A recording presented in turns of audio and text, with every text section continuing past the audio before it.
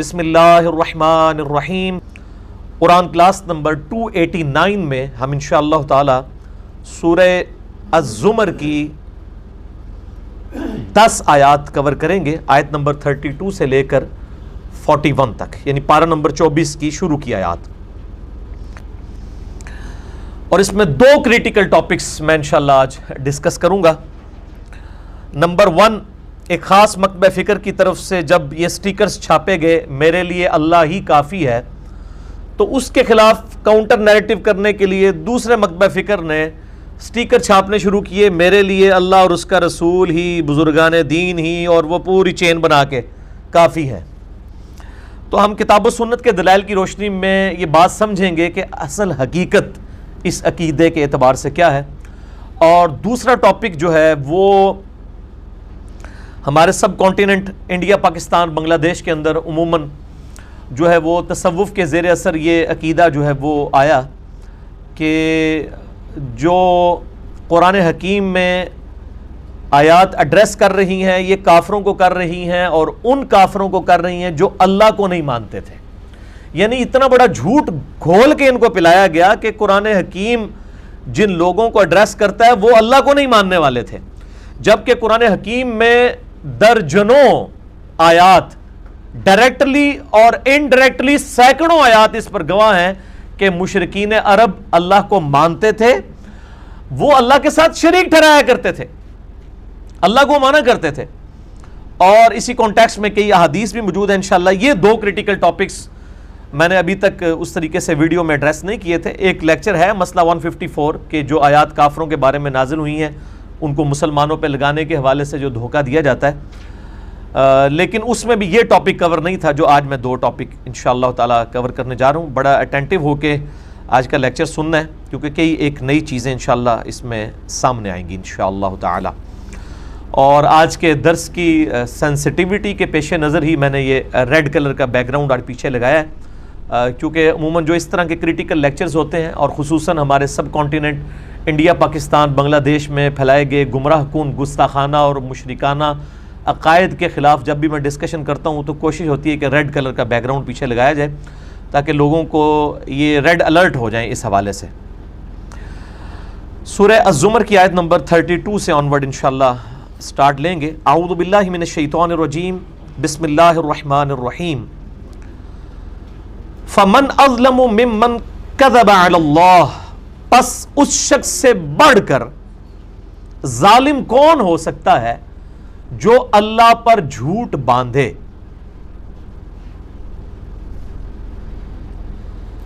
یعنی سب سے بڑا اس کائنات میں ظالم وہ ہے جو اللہ تعالیٰ کے اوپر کوئی بات جھوٹی باندھے، خواہ کوئی شخص جھوٹا پیغمبر ہو کے یہ دعویٰ کر رہا ہو کہ میں اللہ کی طرف سے بھیجا گیا ہوں، خواہ کوئی اللہ کا ماننے والا اپنے ذاتی عقائد اور نظریات کو یا اپنے علماء اور بزرگوں کی تعلیم کردہ چیزوں کو اللہ کے ریفرنس سے بیان کرنا شروع کر دیں۔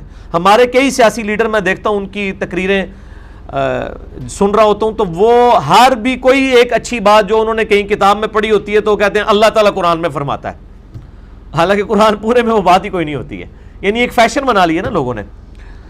تو سب سے بڑھ کر ظالم وہ ہے جو اللہ کے اوپر جھوٹ باندھے اور وہ دعوے پیغمبری کر دے، حالانکہ وہ خود پیغمبر نہیں ہے۔ اچھا، اب جو شخص جھوٹا پیغمبر ہے یہ سب سے بڑا اللہ کے نزدیک کذاب ہے، یا پھر جو شخص سچا پیغمبر ہے اس کی تکذیب کرنے والا وہ بھی اسی بڑے لیول کا کذاب ہے۔ بیسیکلی نبی علیہ السلام کے ذریعے سے یہ بات امت تک پہنچائی جا رہی ہے کہ بالفرض نعوذ باللہ اگر نبی علیہ السلام نے یہ دعوی نبوت جھوٹا کیا ہے تو سب سے بڑا جرم آپ نے کیا ہے، لیکن یہ حقیقت نہیں ہے۔ چونکہ آپ صلی اللہ علیہ وآلہ وسلم نے جھوٹ نہیں بولا، لہٰذا اب آپ سچے پیغمبر ہیں، آپ کا جو انکار کرے گا وہ سب سے بڑا جھوٹا بن جائے گا۔ اب آپ کو یہ آیت سمجھ آئے گی۔ فمن اظلم ممن کذب علی اللہ، اس سے بڑھ کر ظالم کون جو اللہ پر جھوٹ باندھے، وَكَذَّبَ بِالصِّدْقِ، یا پھر اس سے بڑھ کر ظالم کون ہے جو سچائی کے آنے کے بعد اس کو جھٹلا دے۔ جھوٹا دعوی پیغمبری کرنے والا سب سے بڑا جھوٹا، اور اگر دعوی پیغمبری کرنے والا سچا ہے تو اس کو جھٹلانے والا سب سے بڑا جھوٹا ہو گیا۔ اذ جاء، جب کہ اس کے پاس سچائی آ چکی۔ الیس فی جہنم مثوی للکافرین، کیا جہنم بڑا ہی برا ٹھکانہ نہیں ہے کفر کرنے والوں کا؟ اور میں یہ اکثر بیان کرتا ہوں کہ کفر کا ترجمہ انڈیا، پاکستان، بنگلہ دیش میں کر دیا گیا، شاید ہندو، سکھ اور عیسائی۔ قرآن کی ٹرم میں ہندو، سکھ، عیسائی بھی کافر ہیں، لیکن عملاً وہ شخص بھی کافر ہے جو اللہ اور اس کے رسول کو مان رہا ہو لیکن اللہ اور اس کے رسول کی نہ مان رہا ہو۔ کفران نعمت کرنے والا عملاً تو کافر ہے۔ صحیح مسلم میں حدیث ہے انٹرنیشنل نمبر کے مطابق کتاب الایمان چیپٹر میں 246 کہ آپ صلی اللہ علیہ وآلہ وسلم نے فرمایا کہ بندے کے ایمان اور کفر کے درمیان جو لائن ہے، لکیر ہے، وہ نماز ہے۔ یعنی نماز پڑھنے والا مؤمن ہے، نماز نہ پڑھنے والا عملاً تو کافر ہے۔ وہ پاکستان کی شناختی کارڈ میں مسلمان لکھا جائے گا لیکن اللہ کے حضور وہ عملاً کافر ہے۔ والذی جاء بالصدق وصدق به اولئک هم المتقون، اور وہ ہستی جو اس سچ کو لے کر آئی ہے یعنی نبی صلی اللہ علیہ وآلہ وسلم، وصدق به، اور وہ لوگ جنہوں نے اس سچائی کی تصدیق کی ہے یعنی اہل بیت، صحابہ اور پوری آپ صلی اللہ علیہ وآلہ وسلم پر ایمان لانے والی امت، اولئک هم المتقون، اصل میں یہ ہیں اللہ سے تقوی رکھنے والے لوگ۔ گاڈ کانشسنس ان لوگوں میں ہے جو اللہ کے پیغمبروں کی بات کو سن لیں اور اس پر عمل شروع کر دیں۔ لہم ما یشاءون عند ربہم، ان کے لیے وہ کچھ ہوگا جو وہ چاہیں گے رب کے حضور۔ جو میں اکثر کہتا ہوں کہ جس نے دنیا اپنی مرضی کی گزاری، پھر آخرت اس کی مرضی کی نہیں ہوگی، آخرت اللہ کی مرضی کی ہوگی۔ اور جس نے دنیا اللہ کی مرضی کی گزاری، آخرت پھر اس کی مرضی کی ہوگی۔ اور یہ بھی دیکھ لیں اللہ تعالیٰ ہمارا لہم ما یشاؤون عند ربہم، ان کے لیے وہ کچھ ہوگا جو وہ چاہ رہے ہوں گے، اللہ کا چاہنا نہیں، ان کا جو چاہنا ہوگا، جو ان کی خواہش ہوگی اللہ وہ کچھ ان کے لیے کر دے گا۔ ذالک جزاء المحسنین، یہ صلہ ہے نیکوکاروں کا، احسان کی روش اختیار کرنے والوں کا۔ صحیح مسلم میں جو پہلی 92 روایات ہیں وہ تو مقدمے سے ریلیٹڈ ہے، اس کے بعد 93 نمبر روایت جو ہے وہ ہے حدیث جبریل، بڑی لمبی حدیث ہے، جو جبریل علیہ السلام انسانی شکل میں آ کر نبی صلی اللہ علیہ وآلہ وسلم سے صحابہ کی موجودگی میں کچھ سوالات کرتے ہیں۔ ان میں سے ایک سوال یہ بھی ہوتا ہے کہ بتائیے احسان کیا ہے؟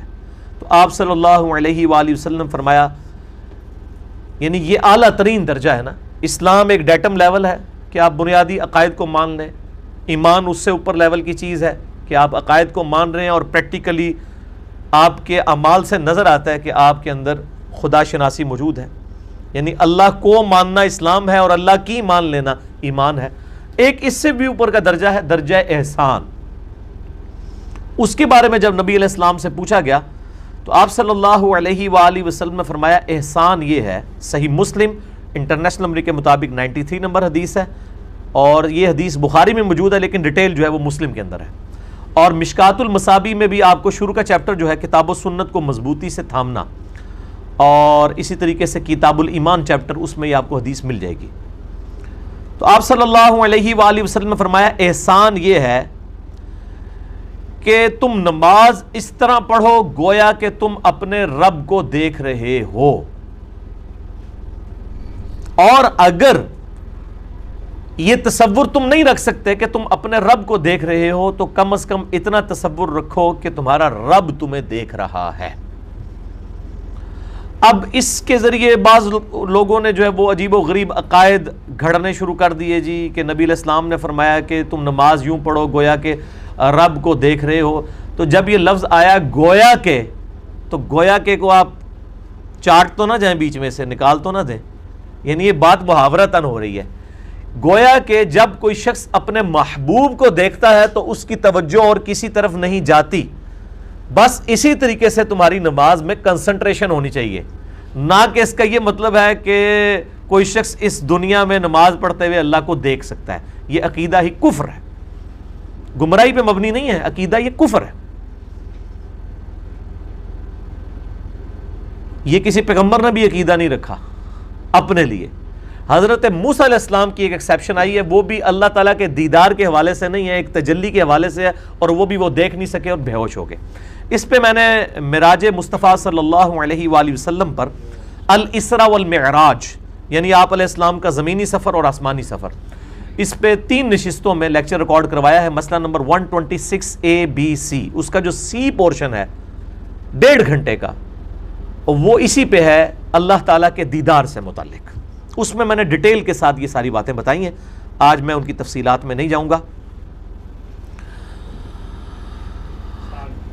تو اللہ تعالیٰ ہمارا ہے کہ اللہ تعالیٰ محسنین کو جزا دے گا. یعنی احسان کی روش یہ ہے کہ یا تو یہ تمہارا تصور ہو کہ تم خدا کو دیکھ رہے ہو، یعنی جس طرح خدا کو دیکھتے وقت تمہاری کنسنٹریشن ہوگی اسی طرح کی کنسنٹریشن ہونی چاہیے، یا پھر کم از کم یہ درجہ رکھو کہ تمہارا رب تمہیں دیکھ رہا ہے. یعنی جب انسان کو یہ تصور ہو کہ میرا محبوب مجھے دیکھ رہا ہے پھر بھی وہ ادھر ادھر کوئی حرکت نہیں کرتا، اور جب وہ محبوب کو ڈائریکٹ دیکھ رہا ہو پھر تو ویسے کہیں توجہ نہیں نہ جاتی. تو یہ وہ سمجھانے کے معاملوں میں اور محاورے کے کانٹیکسٹ میں یہ ساری کی ساری بات ہوئی تھی، نہ کہ یہ اس کانٹیکسٹ میں بات ہوئی تھی جو لوگوں نے فرسودہ عقائد اور نظریات بنا لیے. اور سیدنا مولا علی رضی اللہ تعالیٰ عنہ علیہ السلام کے بارے میں بھی یہ مشہور کر دیا کہ وہ کہتے ہیں میں سجدے سے سر نہیں اٹھاتا جب تک کہ اللہ تعالیٰ کو نہ دیکھ لوں. بالکل جھوٹ ہے. اور میں نے اس حوالے سے ساری کی ساری کلیریفیکیشنز مسئلہ نمبر 126C میں دی ہیں. تو کنسنٹریشن ہونی چاہیے، اور ظاہر نماز کے اندر یہ کنسنٹریشن اسی صورت میں ہوگی جب کوئی شخص جو ہے وہ نماز پڑھتے ہوئے اس کو نماز میں جو کچھ پڑھا جا رہا ہے اس کا مفہوم بھی اس کے سامنے ہو.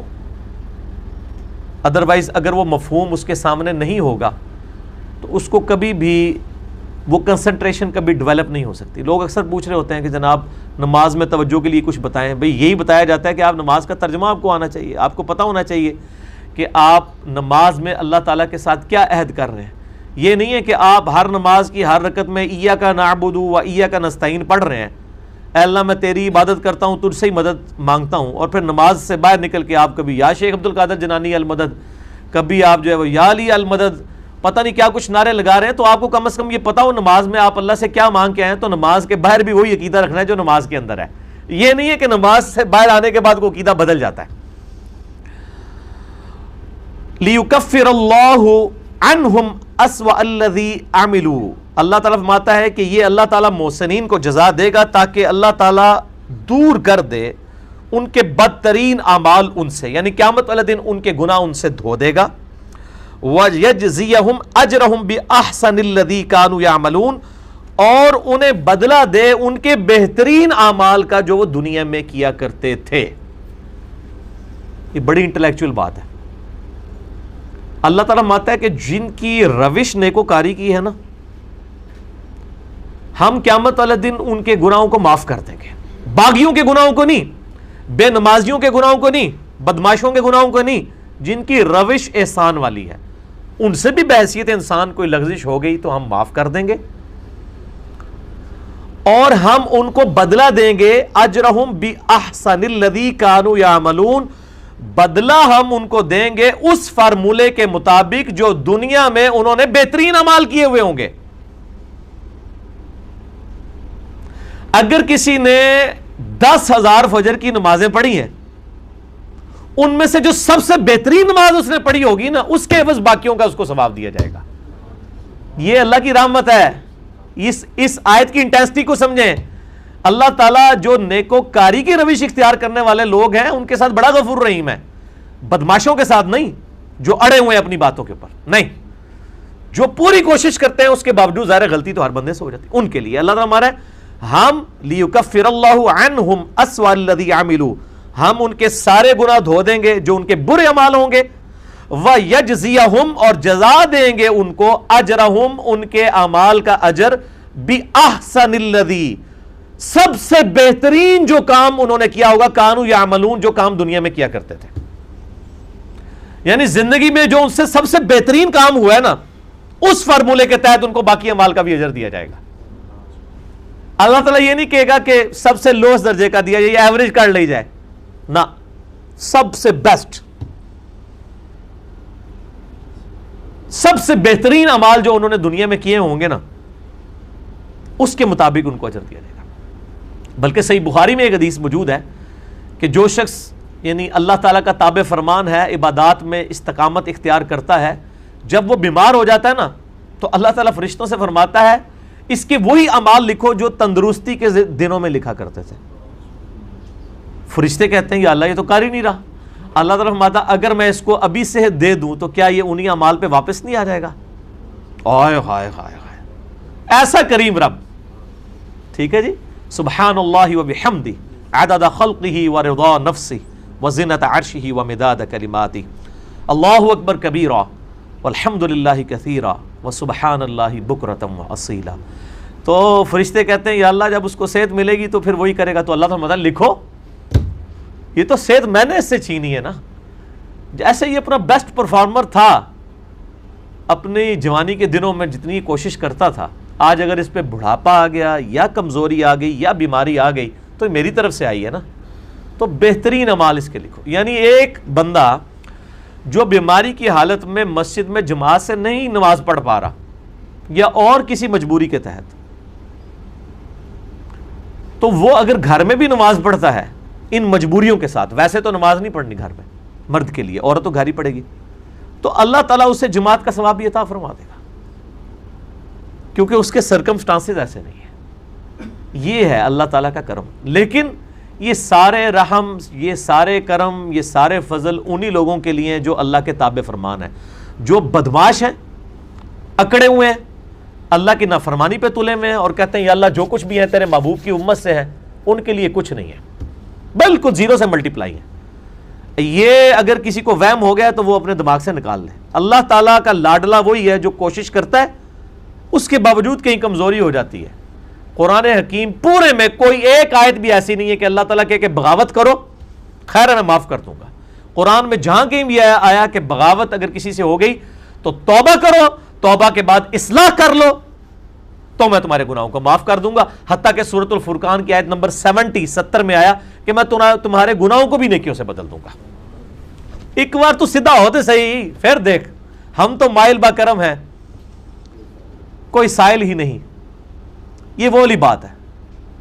تو یہ قرآن حکیم کا جو یہ کنسیپٹ اللہ کے حوالے سے یہ پیش کیا گیا کہ وہ اللہ تعالیٰ کو ہماری نمازیں نہیں چاہیے، وہ اللہ تعالیٰ کوئی استتنی بیٹھے ہیں، نعوذ باللہ، اس طرح عجیب و غریب باتیں کرتے ہیں. جہالت کی انتہا ہے. عقل نہ ہوئے تو موجیں ہی موجاں، عقل ہوئے تو سوچیں ہی سوچیں. جس کو عقل نہیں ہے تو وہ موجیں مار رہا ہے، جس کو عقل ہے اس کو تو پتہ ہے کہ بڑا سخت معاملہ ہے، بہت سخت معاملہ ہے. اس پہ میں سجیسٹ کروں گا 2 لیکچرز. مسئلہ نمبر 120 ہے میرا، اہل ایمان کی، اللہ کے اولیاء کی. ایک تو اولیاء انڈیا پاکستان بنگلہ دیش کے بنائے ہوئے ہیں، ایک اللہ کے ہیں، ان کی 12 صفات. مسئلہ نمبر 120.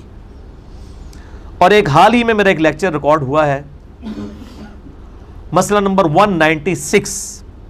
کاش میں دنیا میں واپس جا سکتا. سورہ سجدہ کی 11 آیات میں نے کور کی ہیں.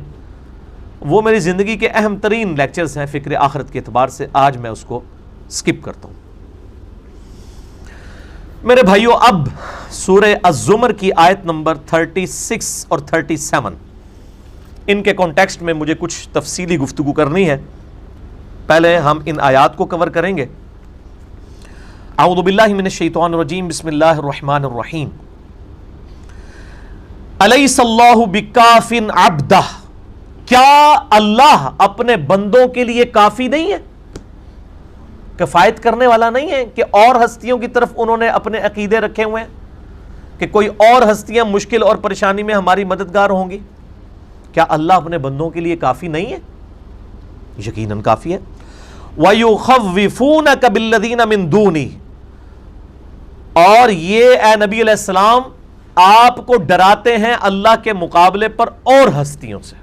تعویل خاص کے اعتبار سے تو نبی علیہ السلام کو خطاب ہے اور باقی ہر اس شخص کو خطاب ہے جو کہ یہ قرآن پڑھنے والا ہے، کہ یہ تمہیں ڈراتے ہیں اور ہستیوں سے کہ جو بڑی ڈاڈی سرکار نے جی، بہت پہنچی سرکار نے وہ. ٹھیک ہے نا جی. وَمَن يُضْلِلِ اللَّهُ فَمَا لَهُ مِنْ هَادٍ، تو یاد رکھو جسے اللہ ہی گمراہ ہونے دے اسے کوئی ہدایت نہیں دے سکتا. اللہ نے جس کے لیے ارادہ کر دیا ہے نا، سم بکم عمی فہم لا یرجعون، ختم اللہ علی قلوبہم وعلی سمعہم وعلی ابصارہم، اللہ تعالیٰ نے ان کے دلوں پر مہر لگا دی ہے، آنکھوں پر، کانوں پر. اب وہ گونگے ہیں، بہرے ہیں، اندھے ہیں، کچھ ان کو سجائی نہیں دیتا، ان کو تو ہدایت نہیں ملے گی. لیکن اس کے اگینسٹ جو شخص کوشش کرے گا تو وہ تو قرآن میں واضح ہے. سورۃ العنکبوت کی آخری آیت ہے، والذین جاہدوا فینا لنہدینہم سبلنا، جو لوگ ہماری راہ میں کوشش کریں گے ہم اپنی راہ ان کے لیے کھول دیں گے. انا ہدیناہ السبیل اما شاکرا و اما کفورا، ہم نے تو ہدایت کا راستہ واضح کر دیا ہے، تمہاری مرضی ہے چاہے شکر گزاری کی روش اختیار کرو اور چاہے نہ شکری کی، لیکن آخرت پھر میری مرضی کی ہوگی۔ اللہ تعالیٰ فرماتا ہے دنیا میں کھلی چھٹی ہے، جو مرضی کرو، لیکن آخر میں پکڑے جاؤ گے۔ وَمَن يُضْلِلِ اللَّهُ فَمَا لَهُ مِنْ هَادٍ، جسے اللہ ہی گمراہ رہنے دے یا گمراہ کر دے اسے کوئی ہدایت نہیں دے سکتا۔ وَمَن يَهْدِ اللَّهُ فَمَا لَهُ مِن مُضِلٍّ، اور جس کو اللہ ہدایت دے دے اسے کوئی گمراہ نہیں کر سکتا۔ یہ بڑی امپورٹنٹ بات ہے، میں اسی لیے کہتا ہوں کہ جو لوگ گمراہ کن عقیدوں پر مبنی نظریات امت میں عام کر رہے ہیں نا، میں ان کو کہتا ہوں کہ آپ کے بزرگ اگر قبروں سے بھی نکل آئیں اور ہمیں کوئی ایسا عقیدہ بتائیں جو قرآن و سنت کے خلاف ہو، ہمارے کان پہ جوں تک بھی نہیں رنگے گی، ہم ان کی طرف دیکھیں گے بھی نہیں۔ اب مجھے بتائیے، اگر کوئی شخص قبر سے نکل کے یہ کہنا شروع کر دے کہ 2 + 2 5 ہوتے ہیں، ہاں جی آپ کہیں گے نہیں کتنے بڑے بزرگ ہیں قبر سے باہر آئے ہیں، یقیناً کوئی حکمت ہوگی، 5 ہی ہوتے ہوں گے، کوئی مانے گا؟ یا وہ کہنے شروع کر دیں کہ یہ جو 2 آنکھیں ہیں نا، یہ آنکھیں نہیں ہوتی، یہ ناک ہوتا ہے، آنکھ یہ ہوتی ہے ایک، آپ مان لیں گے؟ تو اللہ کے بندو، ان کی شعبدہ بازیوں کے اوپر آپ قرآن و سنت کو غلط ماننے کے لیے تیار ہو جاتے ہیں جو ڈیفینیٹ علم ہے۔ میتھمیٹکس کا فارمولہ تو آپ غلط ماننے کے لیے تیار نہیں ہے، آپ کی فزیکل آبزرویشن کو آپ غلط ماننے کے لیے تیار نہیں ہے، لیکن قرآن کو آپ غلط ماننے کے لیے تیار ہو جاتے ہیں، ان کی شکلوں اور ان کی داڑھیوں، ان کی پگڑیوں سے دھوکہ کھا کے قرآن و سنت کو غلط ماننے کے لیے تیار ہو جاتے ہیں۔ تو یہ ہمیں خود اپنا انالیسس کرنا چاہیے کہ ہم کس طرف لگے ہوئے ہیں۔ تو ہمیں نہیں فرق پڑتا، واقعی میرے رب نے سچ کہا، وَمَن يَهْدِ اللَّهُ فَمَا لَهُ مِن مُضِلٍّ، جسے اللہ ہدایت دے دے اسے کوئی گمراہ نہیں کر سکتا، واللہ کچھ نہیں کر سکتا۔ وہ صحیح مسلم کی حدیث میں نے دجال والے لیکچر میں بتائی تھی نا، مسئلہ نمبر 133 میں، کہ دجال جو ہے ایک مسلمان کو قتل کر کے 2 ٹکڑے کر کے اس کے درمیان چلے گا، پھر اسے ٹکڑوں کو جوڑ کے زندہ کر لے گا، وہ کہے گا اب تو مجھے خدا مان لو، میں نے تو مردہ بھی زندہ کر دیا۔ وہ کہے گا نہیں تو کذاب ہے، میرے نبی کی حدیث مجھے پہنچی ہے کہ دجال ایک شخص کو قتل کر کے دوبارہ زندہ کرے گا، میرے نبی نے سچ کہا، تیری شعبدہ بازی سب غلط ہے۔ تو یہ بھی جتنے دجال انڈیا پاکستان بنگلہ دیش کے اندر لوگوں نے کھڑے کیے ہوئے ہیں نا، اور کتابوں میں جھوٹے واقعات ان کے لکھے ہوئے ہیں، بالکل جھوٹے واقعات، یہ اگر سچے واقعات بھی ہوں نا تو ہمارے کان پہ جوں تک نہیں رنگے گی۔ ہم اسی مومن کی طرح جو مسلم شریف کے الفاظ ہیں، نبی علیہ السلام فرماتے ہیں کہ وہ سید الشہداء ہوگا، سب سے بڑا مومن ہوگا اپنے زمانے کا، جو کہے گا مجھے حدیث پہنچی ہے، تو جو مرضی کرتا رہے، میں تو حدیث پہ چلوں گا۔ آج یہ بات کون کرتا ہے؟ کیا یہ بزرگ بابوں کے ماننے والے یہ بات کر رہے ہوتے ہیں کہ جی میں نے قرآن حدیث پڑھ لیا، اب آپ جو مرضی کرتے رہیں؟ یا ہم لوگ کر رہے ہوتے ہیں؟ الحمدللہ۔ تو صحیح مسلم کی میں آپ نے فرما دیا، اور دجال کے پیروکار یہی لوگ بنیں گے، وہ شعبدہ بازی دکھائے گا، لوگ اس کے ساتھ لگ جائیں گے۔ تو شعبدوں کے پیچھے چلنے والے جو ہیں وہ دجال کے پیروکار ہیں، اور قرآن و سنت پہ چلنے والے نبی علیہ السلام کے سچے متبعین میں، الحمدللہ۔ تو اللہ تعالیٰ فرماتا ہے کہ جن کو میں ہدایت دے دوں ان کو کوئی گمراہ نہیں کر سکتا۔ الیس اللہ بعزیز ذی انتقام، کیا اللہ تعالیٰ زبردست انتقام لینے والا نہیں ہے؟ مراد یہ کہ اگر کوئی گمراہ ہو گیا اور وہ قیامت کے دن یہ نہ لیم ایکسکیوز پیش کرنا شروع کر دے کہ اللہ تو نے مجھے دنیا میں گمراہ کیا تھا، نہیں بھائی، اپنی مرضی سے ہوئے ہو، اللہ نے پھر انتقام بھی لینا ہے۔ میرے بھائیو، اسی کانٹیکسٹ میں اب قرآن حکیم کو آپ نشان لگا کے بند کر دیں، میں نے تھوڑی تفصیلی گفتگو کرنی ہے، پھر باقی آیات بعد میں کور کریں گے۔ اب آپ نے آئی کانٹیکٹ میری طرف رکھنا ہے تاکہ آپ کو بات سمجھ آئے ساری۔ یہ جو ہم نے آیات پڑھی ہیں جن میں واضح طور پر آیا کہ جسے اللہ گمراہ کر دے اسے کوئی ہدایت نہیں دے سکتا، اور جسے اللہ ہدایت پہ قائم رکھے اسے گمراہ کوئی نہیں کر سکتا، اسی کانٹیکسٹ میں اوپر تلے 3 طرق موجود ہیں صحیح مسلم کے اندر۔ انٹرنیشنل نمبر کے مطابق کتاب الجمعہ چیپٹر میں 2005 سے لے کر 2007 تک، 2005، 2006 اور 2007 انٹرنیشنل نمبر کے مطابق صحیح مسلم میں۔ اور اس حدیث کے راوی ہیں امام جعفر الصادق رحمہ اللہ تعالی ورضی اللہ تعالی عنہ وعلیہ السلام، اور امام جعفر روایت کر رہے ہیں امام باقر سے، ان کے والد، اور امام باقر روایت کر رہے ہیں سیدنا جابر بن عبداللہ رضی اللہ تعالیٰ عنہ صحابی سے۔ تو اس روایت میں آئے گا کہ جعفر بن محمد اپنے باپ سے روایت کرتے ہیں اور وہ جابر بن عبداللہ سے. تو جعفر بن محمد کس کا نام ہے؟ امام جعفر کا. محمد نام ان کے باپ کا ہے محمد باقر, اور محمد باقر بیٹے ہیں امام علی بن حسین جو کہ امام زین العابدین ہے, ان کا نام ہے علی بن حسین, اور حسین جو ہیں وہ سیدنا علی کے بیٹے ہیں. علی بن حسین جو ہے امام سجاد, وہ زین العابدین ان کا لقب ہے. علی بن حسین کے بیٹے ہیں امام محمد باقر, ان کے بیٹے ہیں امام جعفر بن محمد باقر. یہ وہ روایت کر رہے ہیں کہ نبی صلی اللہ علیہ وآلہ وسلم جب کبھی بھی خطبہ دیتے تو آپ صلی اللہ علیہ وآلہ وسلم کی آواز بلند ہو جاتی, غصے میں اضافہ ہو جاتا. یہ کہتے ہیں یہ علی اتنی آنکھیں کھول کے کرتا ہے. بھائی سنت ہے, تسی جاہل ہوتا ہوں تے پتہ نہیں نا, علی نو تو پتہ نا کیڑی شے سنت ہے.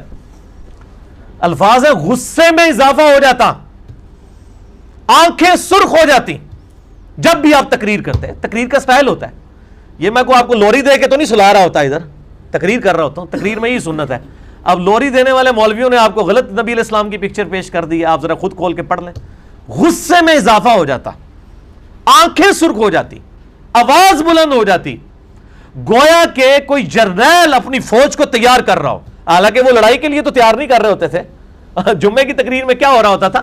آخرت کی تیاری. ڈر جاؤ, اللہ کے حضور پیشی ہونی ہے. ڈاکٹر اسرار صاحب جب بولتے تھے, باقی تو سارے بول کے دنیا میں چلے گئے, تفسیریں لکھ کے چلے گئے, کوڑی کی مل نہیں کسی کی. ڈاکٹر اسرار نے دنیا کی کایا کلب کیوں کر دی ہے؟ اپنے سٹائل کی وجہ سے, ایگریشن کی وجہ سے. وہ سنت سٹائل تھا. یہ میٹھی میٹھی باتیں کرنے والے جو لوگ ہیں نا, یہ سنت سٹائل نہیں ہے. یہ انڈیا پاکستان بنگلہ دیش والا سٹائل ہے. نبی علیہ السلام کے ساتھ اس کا کوئی تعلق نہیں. اس لیے آپ دیکھ رہے ہیں فرق بھی کوئی نہیں پڑتا, اسی طرح سنتے رہتے ہیں, وہی کام کرتے رہتے ہیں. نہ نماز سنت کے مطابق ہوتی ہے, نہ عقیدے سنت کے مطابق ہوتے ہیں. کوئی تبدیلی نہیں زندگی میں آتی. بہرحال آنکھیں سرخ ہو جاتی, غصے میں اضافہ ہو جاتا, آواز بلند ہو جاتی, گویا کوئی جرنیل ڈرا رہا ہو. اور پھر آپ صلی اللہ علیہ وسلم ہر خطبے کا آغاز کرتے کہ میں اور قیامت اس طرح ساتھ بھیجے گئے ہیں جس طرح کہ یہ 2 انگلیاں. اور پھر آپ صلی اللہ علیہ وآلہ وسلم فرماتے اما بعد فإن خیر الحدیث کتاب اللہ, آگاہ ہو جاؤ اس کے بعد کہ سب سے بہترین کتاب کلام اللہ کی کتاب ہے. وخیر الہدی ہدی محمد صلی اللہ علیہ وآلہ وسلم, اور سب سے بہترین راستہ ہدایت یافتہ محمد صلی اللہ علیہ وآلہ وسلم کا ہے. وشر الامور محدثاتها, اور سب سے بدترین کام وہ ہیں جو دین میں نئے جاری کیے جائیں. وکل محدثۃ بدعہ وکل بدعۃ ضلالہ وکل ضلالۃ فی النار. یہ سنن نسائی اور ابو داؤد میں اگلے الفاظ.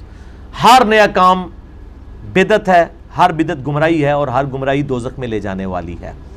اسی حدیث میں الفاظ ہیں کہ آپ صلی اللہ علیہ وآلہ وسلم یہ بھی خطبے کے آغاز میں پڑھتے تھے ان الحمد للہ نحمدہ ونستعینہ ونستغفرہ ونعوذ باللہ من شرور انفسنا ومن سیئات اعمالنا من یہدہ اللہ فلا مضل لہ. جسے اللہ ہدایت دے اسے کوئی گمراہ نہیں کر سکتا. ومن یضلل فلا ہادی لہ, اور جسے اللہ گمراہ کر دے اسے کوئی ہدایت نہیں دے سکتا. وہ کہتے ہیں اتنے بڑے بڑے بزرگ علماء کو بات نہیں سمجھ آئی, یہ کل کا چھوکرا سمجھا رہا ہے. بھئی جب اتنے بڑوں کو وہ سب سے بڑا گمراہ کر دے تو اتنے بڑوں کو کوئی بات نہیں سمجھ آئے گی. اور جب وہ سب سے بڑا کسی چھوٹے سے کو ہدایت دے دے تو اتنے بڑوں کی زبانیں اس کے سامنے علمی دلائل میں گنگ ہو جائیں گی, کیونکہ اس چھوٹے کے پیچھے اللہ ہے نا, اور اس کے نبی کی تعلیمات ہے نا. الحمدللہ. اچھا, یہاں پر یہ آیت آئی میرے بھائیوں, سورہ الزمر کی آیت نمبر 36. الیس اللہ بکاف عبدہ, کیا اللہ اپنے بندوں کے لیے کافی نہیں ہے, اللہ کفایت کرنے والا نہیں ہے. اسی کے اگینسٹ ہمارے معاشرے میں بعض لوگوں نے پوری نیک نیتی کے ساتھ لوگوں کو عقیدہ توحید کی طرف بلانے کے لیے سٹیکرز چھاپنے شروع کیے, میرے لیے اللہ ہی کافی ہے. اچھا, اب جو اللہ تک خاص نہیں رہتے ہیں عقیدہ توحید کے حوالے سے, باقی تو ظاہر ہے کہ اللہ کا رسول, فرشتے, صحابہ, اہل بیت, صحیح العقیدہ اولیاء, محدثین, مفسرین, سب سے ہمارے محبت کا رشتہ ہے, اس میں تو ہمیں کوئی انکار نہیں ہے. لیکن ان کی عبادت نہیں ہم کر سکتے. عبادت صرف اللہ کی ہے, مدد بھی صرف اللہ سے مانگنی ہے, مشکل کشا وہی ہے, حاجت روا وہی ہے, تقدیر میں جو ہے کسی کے لیے اچھائی یا برائی لکھنے والا وہی ہے. ان معنوں میں تو صرف اللہ ہی کافی ہے, اس میں کوئی پیغمبر, کوئی جن, کوئی فرشتہ آپ ایڈ نہیں کر سکتے. تو انہوں نے اس کے مقابلے پر سٹیکر چھاپنے شروع کر دیے, میرے لیے اللہ اور اس کا رسول ہی کافی ہے. نیچے لکھا ہوا ہوتا ہے جامعہ ترمذی اور فرمان ابو بکر رضی اللہ تعالی عنہ وعلیہ السلام. اور ایک بالکل آؤٹ آف کانٹیکسٹ چیز کو انہوں نے عقیدہ توحید پر حملہ کرنے کے لیے اور اپنا گستاخانہ اور مشرکانہ عقیدہ عوام میں انجیکٹ کرنے کے لیے جو ان کے بزرگوں نے ان کو بتایا تھا, یہ چیز بیچ میں ڈال دی. تو میں انشاءاللہ تعالی آج اس سلوگن کا انالیسس کروں گا کتاب و سنت کے دلائل کی روشنی میں, کہ جہاں تک یہ بات ہے کہ میرے لیے اللہ اور اس کا رسول ہی کافی ہے, اس حوالے سے تو یہ بالکل بات درست ہے کہ ہماری عقیدت اللہ اور اس کے رسول کے ساتھ ہے. پھر رسول تک نہیں وہ بات, وہ آگے بھی ہے. اللہ, رسول, قرآن, حدیث, اہل بیت, صحابہ, محدثین, مفسرین, صحیح العقیدہ علماء اور صحیح العقیدہ اولیاء. صحیح العقیدہ میں اس لیے بولتا ہوں کہ صحیح العقیدہ بڑے تھوڑے ہیں, زیادہ تر گمراہ ہیں لوگوں کے بنائے ہوئے ہیں. تو یہ سارے کے سارے ہمارے لیے کافی ہیں اس حوالے سے کہ ہم ان سے محبت رکھتے ہیں اور ان کے ذریعے تعلیمات ہم تک پہنچی ہیں. لیکن انڈیا, پاکستان, بنگلہ دیش, افغانستان, اس سب کانٹیننٹ میں اگر کوئی شخص یہ بات کر رہا ہو تو اس کے پیچھے بدعقیدگی ہوتی ہے, کیونکہ وہ میرے لیے اللہ ہی کافی ہے قرآن کی جو یہ آیت ہے اس کے مقابلے پہ وہ ایک جعلی نعرہ گستاخانہ لگا رہا ہوتا ہے کہ میرے لیے اللہ اور اس کا رسول ہی کافی ہے. وہ اس کے مقابلے پہ لا رہا ہوتا ہے, اس کے پیچھے اس کی بدعقیدگی اور بدنیتی ہوتی ہے. اور اس حوالے سے وہ کل 3 دلائل پیش کرتے ہیں. میں ان تینوں دلائل کا تجزیہ اور اس کے بعد 5 دلائل اپنی طرف سے سامنے رکھوں گا. انشاءاللہ پبلک کو یہ بات سمجھ آ جائے گی جو انہوں نے دھوکے پہ مبنی یہ سٹیکر بنائے ہوئے ہیں, ہے خود گستاخ ہیں اللہ اور اس کے رسول کے, کیونکہ تعلیمات کے خلاف چل رہے ہیں اور لوگوں پہ گستاخی کا فتویٰ لگاتے ہیں. پہلی دلیل وہ سورۃ الانفال کی آیت نمبر 64 سے پیش کرتے ہیں. آپ کا جو بلو والا قرآن پاک ہے اس میں پیج نمبر 186 آپ نکال لیں, شروع کی ہی لائنیں ہیں. آیت نمبر ہے 64 سورۃ الانفال, 186 پیج پہ چوتھی لائن ہے. یا ایھا النبی حسبک اللہ ومن اتبعک من المؤمنین. اے نبی صلی اللہ علیہ وآلہ وسلم, اللہ آپ کے لیے کافی ہے, اللہ ہی آپ کو کفایت کرنے والا ہے. ومن اتبعک من المؤمنین, اور ان مومنین کے لیے بھی اللہ کافی ہے جو آپ کی سچی اتباع کرنے والے ہیں. اچھا, اب انہوں نے نا اس کا ترجمہ ہی بدل دیا ہے, آپ حیران ہوں گے, لیکن قرآن تو اپنی حفاظت خود کرتا ہے نا, اگر کوئی ڈنڈی مارے گا پکڑا جائے گا. انہوں نے پتہ کیا ترجمہ کیا ہے, وہ جیسے ہوتا ہے نا اٹھو مت بیٹھو, اگر اس کو آپ اٹھو مت پہ رک جائیں تو اس کا مطلب ہے اٹھو مت بیٹھو بیٹھ جاؤ, اور اگر آپ اٹھو پہ رک جائیں اٹھو مت بیٹھو تو اس کا مطلب ہوگا کہ اٹھ جاؤ.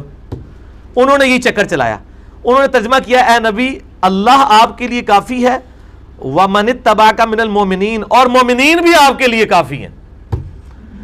اللہ اپنے لیے کہہ رہا تھا کہ میں اپنے نبی اور ان کے ماننے والوں کے لیے کافی ہوں. انہوں نے کہا کہ نہیں, اور ان کو شرم بھی نہ آئی کہ انہوں نے نبی علیہ السلام کو جو ہے وہ مومنین کے انڈر کر دیا کہ نبی علیہ السلام جو ہے وہ مومنین کی طرف جائیں, ان سے مشکل کشائی اور مدد مانگنا شروع کر دیں. اس کا تو یہ پھر ترجمہ بنے گا نا, اے نبی آپ کے لیے اللہ بھی کافی ہے اور آپ کے اہل ایمان بھی, یعنی آپ کہا کریں المدد یا ابو بکر, المدد یا امیر حمزہ شہید. تو یہی مطلب نکل رہا ہے اس میں سے.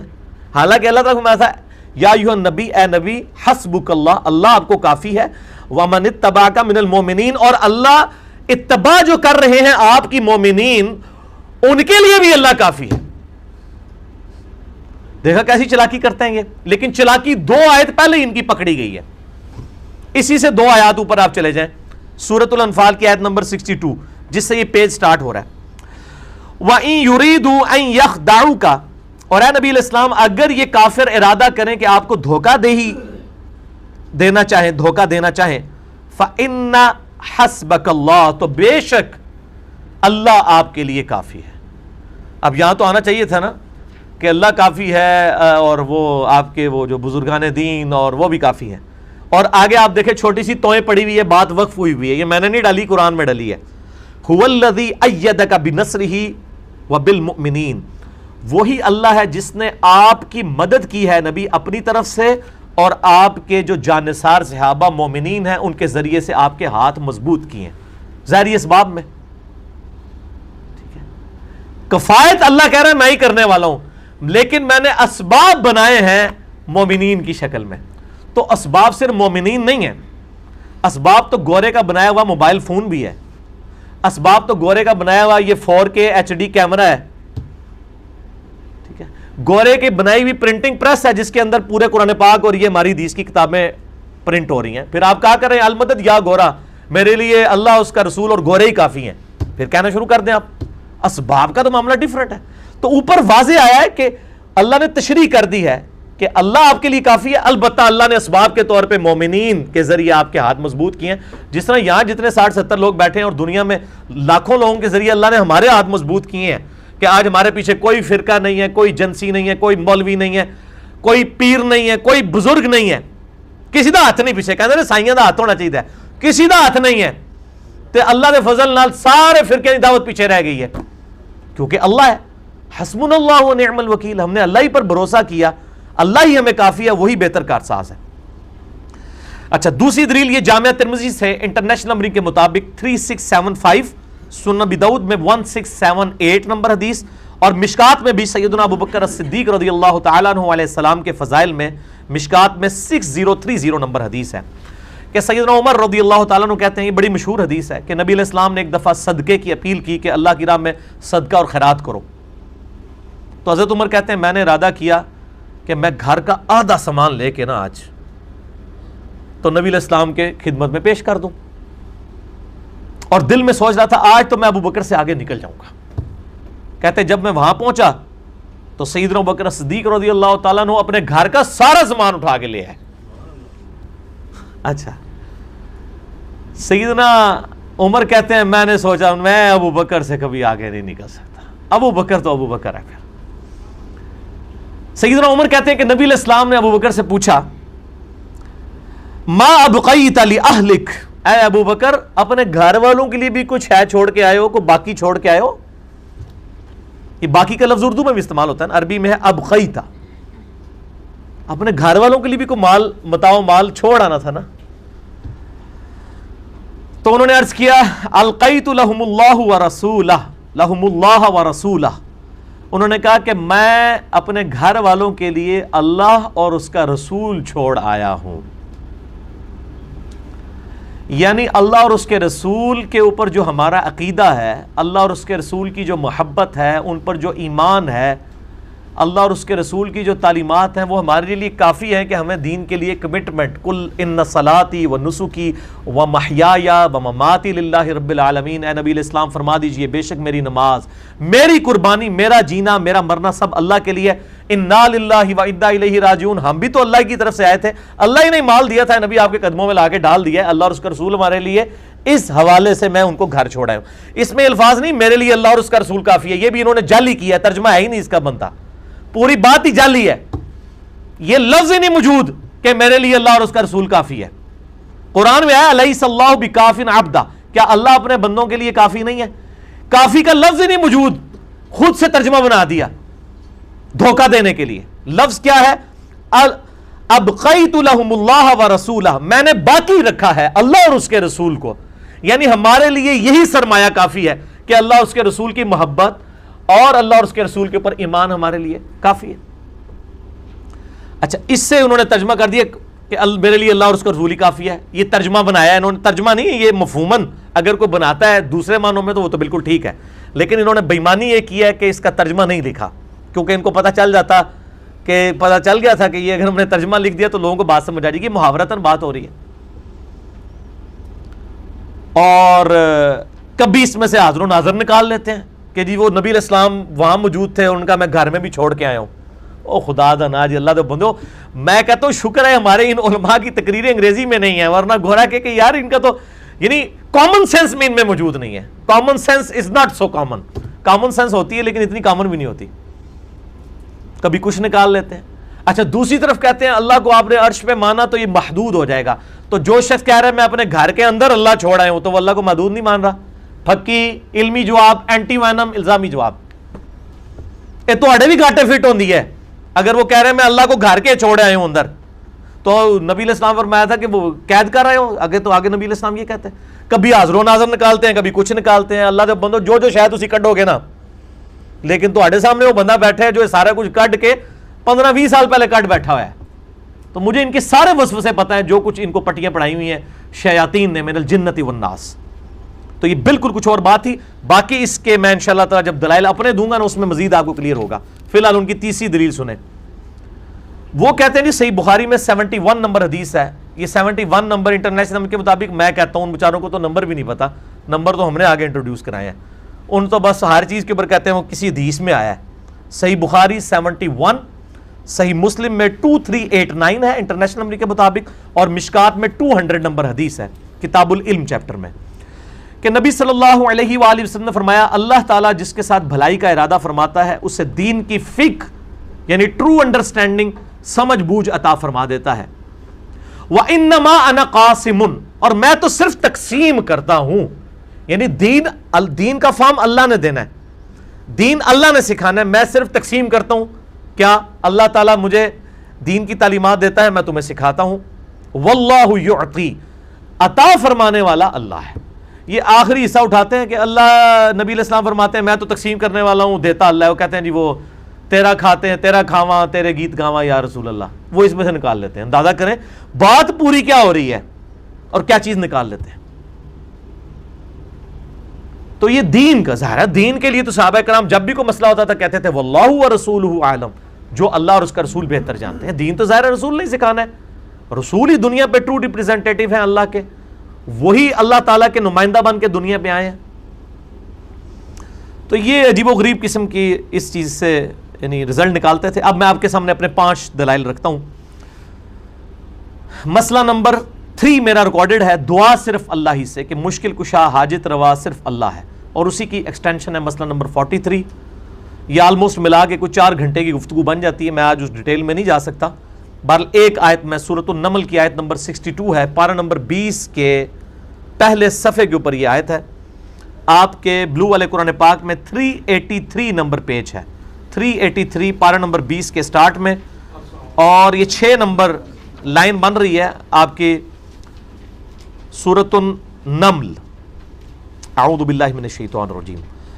اَمَّن يُجِيبُ الْمُضْطَرَّ اِذَا دَعَاهُ, بھلا بتاؤ تو کون ہے جو مشکل اور اضطراب میں گھرے ہوئے شخص کی فریاد کو سنتا ہے. اِذَا دَعَاهُ, جب کہ دعا کے لیے اس کو پکارا جائے. وَيَكْشِفُ السُّوءَ, اور وہ تم سے برائی کو بھی دور کر دیتا ہے. وَيَجْعَلُكُمْ خُلَفَاءَ الْأَرْضِ, اور وہ اگلوں کا خلیفہ تمہیں دنیا پہ کرتا ہے. یعنی تمہارے باپ مر جائے گا تو تم مر جاؤ گے, تمہاری اولاد. اللہ زندہ رہتا ہے, مخلوقات مرتی جاتی ہیں, وہ تمہیں وارث بناتا جاتا ہے. الہ مع اللہ, کیا اللہ کے ساتھ کوئی اور الہ بھی ہے جس کی یہ کوالٹی ہو کہ وہ تکلیف اور پریشانی میں گھرے ہوئے شخص کی تکلیف کو سن کے تکلیف دور بھی کرتے ہیں. قلیلا ما تذکرون, لیکن بہت کم لوگ ہیں جو نصیحت حاصل کرتے ہیں. اور واقعی حقیقت بات ہے, کہتے ہیں قرآن میں یہ تو لکھا ہے اللہ ہی سے مانگتے ہیں, وَإِيَّاكَ نَسْتَعِينُ, اللہ کی عبادت کرتے ہیں, اللہ ہی سے مدد مانگتے ہیں, اسی سے دعا کرتے ہیں. لیکن یہ کہاں لکھا ہوا ہے کہ کسی اور سے نہیں مانگتے؟ وہ یہاں لکھا ہوا ہے جناب سورہ نمل آیت نمبر 62 میں. یہ پہلے کا لکھا ہوا ہے, آپ کو نہیں, آپ کے علماء نے بتایا تھا, ہم نے آپ کو بتا دیا, کیونکہ قرآن کے 20 نمبر پارے کے پہلے صفحے پہ سورۃ النمل کی آیت نمبر 62 میں لکھا ہوا ہے کہ جس کو آپ اللہ کے علاوہ مدد کے لیے پکاریں گے گویا آپ اس کو خدا مان رہے ہیں, الہ مان رہے ہیں, اور یہ خالصتاً شرک ہے. اَمَّن يُجِيبُ الْمُضْطَرَّ اِذَا دَعَاهُ, بھلا بتاؤ تو کون ہے جو اضطراب میں گھرے ہوئے شخص کی فریاد کو سنتا ہے جبکہ اس کو پکارا جائے. وَيَكْشِفُ السُّوءَ, اور اس سے وہ برائی دور کر دیتا ہے, تکلیف دور کر دیتا ہے. وَيَجْعَلُكُمْ خُلَفَاءَ الْأَرْضِ, اور تمہیں زمین پر خلیفہ کرتا ہے اگلوں کا. الہ مع اللہ, کیا اللہ کے ساتھ کوئی اور الہ بھی ہے جس کی یہ کوالٹیز ہو؟ انڈیا پاکستان بنگلہ دیش کا مولوی کہتا ہے ہاں جی ہے نا, شیخ عبد القادر جیلانی ہے نا, وہ بھی اللہ دی تعالی کر دینے.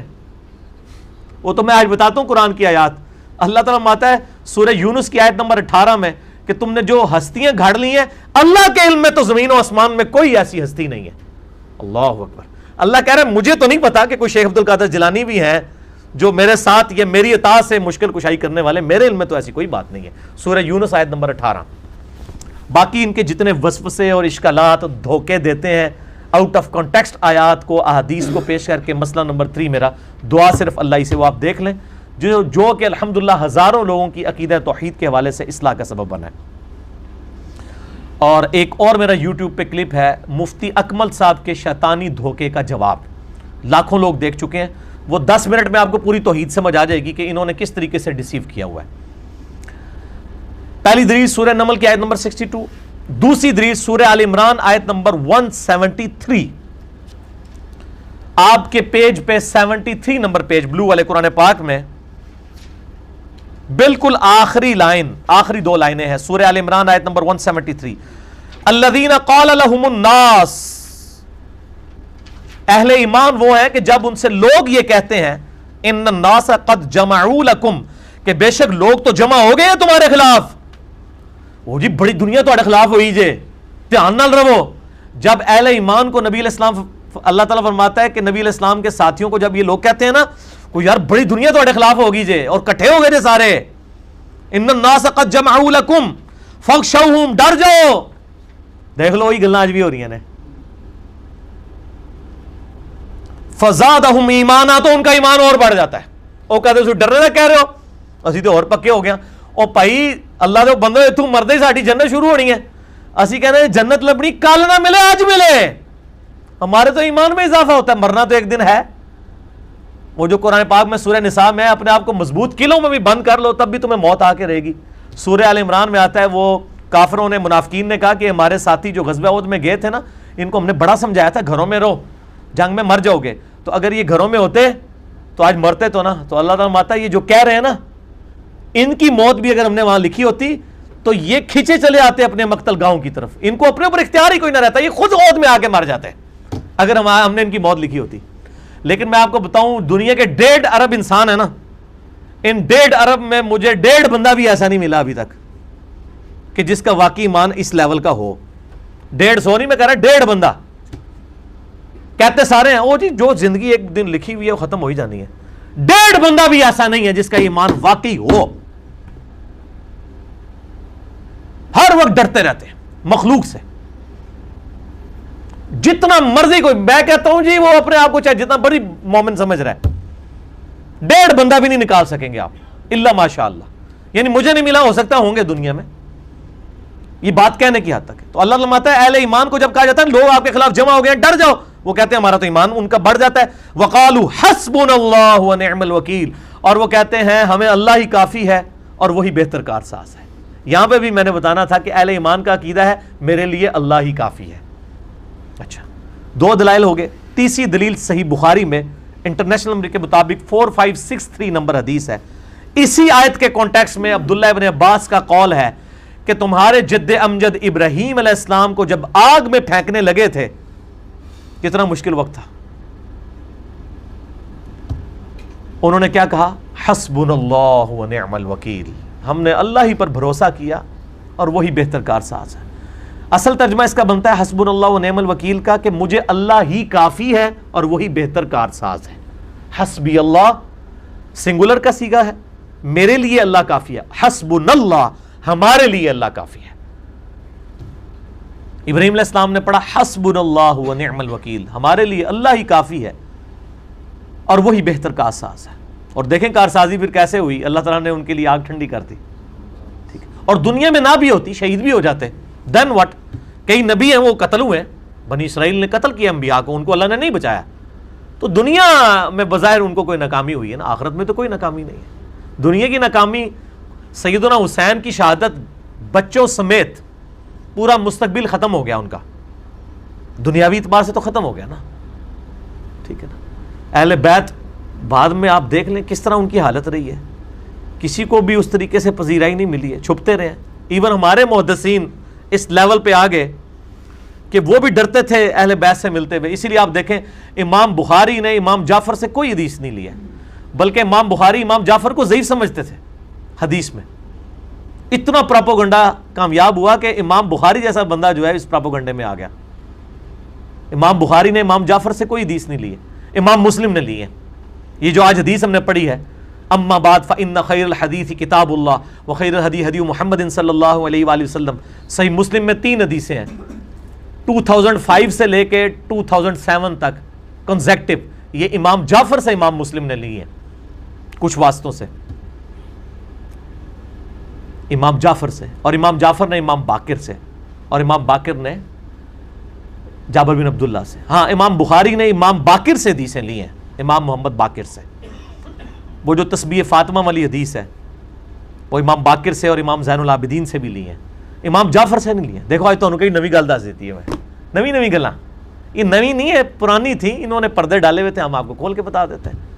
تو یہ پراپوگنڈا کتنا کامیاب ہوتا ہے کہ حضرت حسین کی اولاد کے خلاف کس طرح پراپوگنڈا آل رسول ہو کے یہ پراپوگنڈا ان کے خلاف کامیاب ہو گیا کہ امام بخاری جیسے بندے نے امام جعفر سے کوئی حدیث نہیں لی ہے، الٹا ان کو ضعیف راوی لکھا ہے کہ ان کی حدیث نہیں لی جائے گی. جب امام شافعی پہ فتویٰ لگ گیا کہ یہ شیعہ ہیں، امام بخاری تو بہت چھوٹے امام ہے امام شافعی کے مقابلے پہ. دنیا میں اہل سنت کے پاس ایک ہی امام ہے جو ہر فیلڈ کا امام ہے. امام حنیفہ صرف فقہ میں امام ہے، حدیث میں ضعیف ہے. احمد بن حنبل حدیث کے امام ہے، منطق کے اندر فلسفے کے اندر ان کا کوئی مقام نہیں ہے. لیکن امام شافعی ایک ایسا شخص ہے جو منطق میں بھی امام ہے، فقہ میں بھی امام ہے، عقیدوں میں بھی امام ہے، حدیث میں بھی امام ہے. امام احمد بن حنبل کا استاد امام محمد بن ادریس الشافعی المتوفی 204 ہجری، ان کے اوپر الزام لگ گیا تو ان کو شعر کہنا پڑا، ان کان رفضا حب آل محمد فلیشہد الثقلان انی رافضی. اگر آل محمد صلی اللہ علیہ وآلہ وسلم سے محبت کا نام اور رافضی ہونا ہے تو جن و انس گواہ ہو جاؤ، کر لو جو کچھ ہوتا ہے، میں رافضی ہوں. ہم بھی کہتے ہیں جو کچھ ہوتا ہے کرو، اسی تے قائم جی اپنے قائد ہوتے الحمدللہ. جو کچھ کہنے آپ کہیں، آپ ہمیں بے شک جو مرضی گالیاں نکالتے رہیں، ہمیں فرق نہیں پڑتا. ہم نے انہی عقائد کے اوپر انشاءاللہ تعالی قائم رہنا ہے جو صحیح سند کے ساتھ ثابت ہے. تو یہ بخاری 4563 میں آتا ہے کہ ابن عباس کہتے ہیں کہ ابراہیم علیہ السلام جب آگ میں پھینکنے لگے تو انہوں نے کہا حسبنا اللہ و نعم الوکیل، اور اس کے ساتھ یہ الفاظ ہیں اور تمہارے نبی صلی اللہ علیہ وآلہ وسلم پہ بھی جب مشکل اور پریشانی آتی تو وہ بھی کہا کرتے تھے حسبنا اللہ و نعم الوکیل. اور وہ تو ہم نے سورہ آل عمران 173 میں بھی سن لیا کہ صحابہ کرام بھی کہا کرتے تھے حسبنا اللہ و نعم الوکیل. وہ یہ نہیں کہتے تھے کہ میرے لیے اللہ اور سارے بزرگ کافی ہیں، وہ کہتے تھے اللہ ہی کافی ہے. لہٰذا یہ جو قرآن کا سلوگن ہے سورہ الزمر آیت نمبر 36، الیس اللہ بکاف عبدہ، اور اللہ کافی نہیں ہے تمہارے لیے اور ہستی کے ساتھ شریک کرنی ہے ضروری. چوتھی دلیل صحیح مسلم میں 2010 نمبر حدیث ہے انٹرنیشنل نمبر کے مطابق کتاب الجمعہ چیپٹر میں. نبی علیہ السلام کے سامنے ایک خطیب آپ کا صحابی تقریر کر رہا ہے اور کہتا ہے من یطع اللہ ورسولہ فقد فاز فوزا عظیما، جو کوئی اللہ اور اس کے رسول کی اطاعت کرے وہ کامیاب ہو گیا. اور پھر ساتھ اس نے کہا ومن یعصہما، اور جس نے ان دونوں کی نافرمانی کی فقد غوا، وہ گمراہ ہو گیا. اس جملے میں نہ لٹریچر کے اعتبار سے کوئی غلطی ہے، نہ سیاق و سباق کے حوالے سے کوئی غلطی ہے، کانٹیکسٹ کے حوالے سے کوئی غلطی نہیں ہے. جو اللہ اور اس کے رسول کی اطاعت کرے وہ کامیاب ہوا، جو ان دونوں کی نافرمانی کرے وہ گمراہ ہو گیا. اس میں کون سی غلطی ہے؟ لیکن جو توحید کے معاملے میں سینسٹیو ہوتے ہیں نا، ان کو تو فوراً پتہ چل جاتا ہے کہ یہ کل کو کوئی شعر ہی نہ لکھ دے ہک ہے جڑا ہک کی ڈھوں آنکھے وہ کافر و مشرک ہے. وہ کہتے ہیں اللہ رسول ایک ہے، جو ان کو الگ الگ کرے وہ کافر و مشرک ہے. اس اعتبار سے تو ایک ہے کہ تعلیمات ایک ہیں، من یطع اللہ ورسولہ یا ومن یطع الرسول فقد اطاع اللہ، جس نے رسول کی اطاعت کی اس نے اللہ کی اطاعت کی. لیکن باقی توحید اور تکوینی امور میں ایک کہنا تو کفر ہے. اور جنہوں نے شعر کہا ہوا ہے انہوں نے اسی کانٹیکسٹ میں ہی کہا ہوا ہے، اور جو پڑھنے والے ہیں وہ بھی اسی کانٹیکسٹ میں پڑھ رہے ہوتے ہیں ہک ہے. لگ پتہ جائے گا ہک کی لگے گی، ڈھوئی دی ضرورت نہیں پوے گی، ہک کی لگے گی. کیا مطلب داڑے کیا عمل داڑے کہ وہ تو قبر میں ہی جا کے بخاری میں آتا ہے کہ ایک گرز لگے گا اور وہ زمین کے برابر ہو جائے گا، اور اس کی چیخو پکار کو زمین و آسمان کی ہر مخلوق سنتی ہے سوائے جنوں اور انسانوں کے. اور اگر عذاب قبر تم دیکھ لو، صحیح مسلم میں آتا ہے، تمہیں سنوا دیا جائے تم مردے دفنانے چھوڑ دو، ہک کی لگے گی. ادھر بھی ہک کی ذکر ہے. تو جب یہ جملہ بولا انہوں نے وَمَن يَعْصِهِمَا، جو ان دونوں کی نافرمانی کرے، نبی علیہ السلام فرمایا بئس الخطیب انت، اور کتنا برا خطیب ہے تو.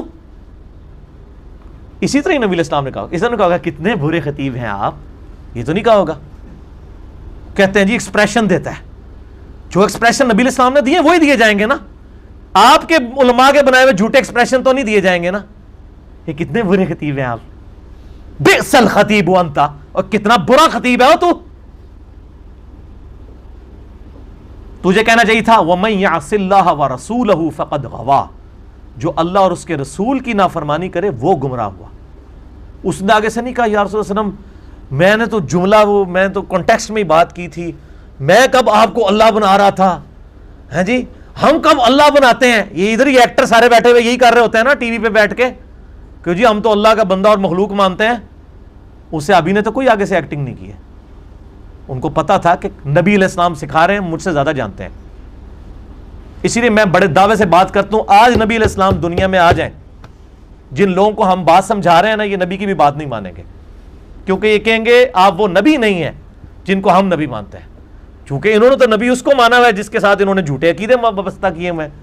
کتاب و سنت والے عقائد والا نبی ان کے سامنے آ جائے تو کتاب و سنت کو دیکھ کے نہیں مان رہے, ان کو دیکھ کے کیسے مانیں گے. ابو جہل نے نہیں مانا, مان لیا اس نے. ابو الحکم تھا, حکمت کا باپ, نہیں مانا, ضد میں آ گیا. اچھا صحیح مسلم میں تو یہ الفاظ ہیں, کتنا برا خطیب ہے تو. ابو داؤد میں آگے الفاظ ہیں 1099 نمبر حدیث, انٹرنیشنل نمبر کے مطابق یہی حدیث ہے. اس میں الفاظ ہے قم اذهب, اٹھ اب نکل جائے ادھر سے. یہ وہ شخص کہہ رہا ہے جس کو قرآن کہہ رہا ہے وَإِنَّكَ لَعَلَىٰ خُلُقٍ عَظِيمٍ, نبی اخلاق کے بلند ترین درجے پر فائز ہے. لیکن میرے بھائیوں توحید بڑی ڈاڈی شے ہے. جو امام الموحدین ہے وہ کیسے برداشت کر سکتا ہے کہ اس کے سامنے اللہ کے ساتھ, میں اسی لیے کہتا ہوں کہ جس کو اللہ کا تعارف ہے نا وہ شرک کر ہی نہیں سکتا. جس کو پتا ہے کہ میں منی کے گندے قطرے کی پیداوار ہوں, وہ شخص کبھی بھی اپنی عبادت نہیں کروا سکتا جس طرح آج کل لوگ کروا رہے ہیں. نیور, ناٹ ایٹ آل.